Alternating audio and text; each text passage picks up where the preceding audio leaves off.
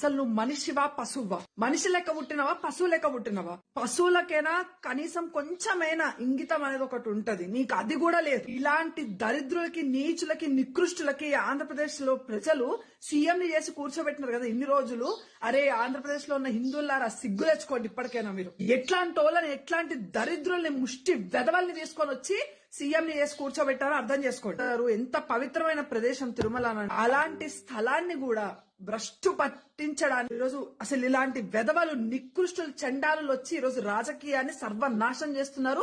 అందులో ప్రత్యేకంగా అసలు సనాతన ధర్మాన్ని నాశనం చేయడానికి వీళ్ళు ఎన్ని ఎత్తులైనా వేస్తున్నారు. తిరుమల తిరుపతి దేవస్థానానికి ఒక హిందూ ధర్మానికి చెందిన వ్యక్తిని చైర్మన్ గా చేసి ఇలాంటి నికృష్ట పనులకి తెరదీసింది వైఎస్ఆర్సీపీ. ఏమైంది రోజా? వెళ్తావుగా ఫోటో షూట్ల కోసం తిరుపతికి, సిగ్గు లేదా? అంటే నువ్వు ప్రసాదం తింటలేవా? అందులో బీఫ్, ఫిష్ ఆయిల్ మీరు కలిపేది. మళ్ళీ ఇలాంటి రాజకీయ నాయకుల్ని, వెధవల్ని తీసుకొని వచ్చి ముఖ్యమంత్రుల్ని వేసుకొని నెత్తి మీద ఎక్కించుకొని ఊరేగా చూసారా?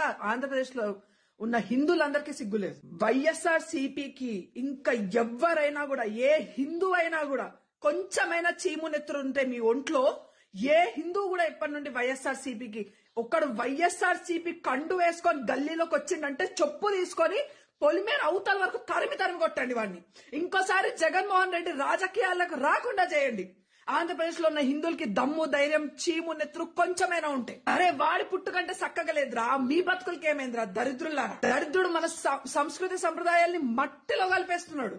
ఎట్టి పరిస్థితుల్లో కూడా ఇలాంటి నీచమైన, నికృష్టమైన పని చేసిన జగన్మోహన్ రెడ్డిని వదలకూడదు. ఈ ధర్మాన్ని భ్రష్టు పట్టించడానికి ఉన్న ఈ రాజకీయ నాయకులు, ఇలాంటి వెధవల్ని అసలు రాజకీయంలోకి అసలు మీరు ఎంకరేజ్ చేయకండి. వాళ్ళకి ఓట్లేసి గెలిపించకండి.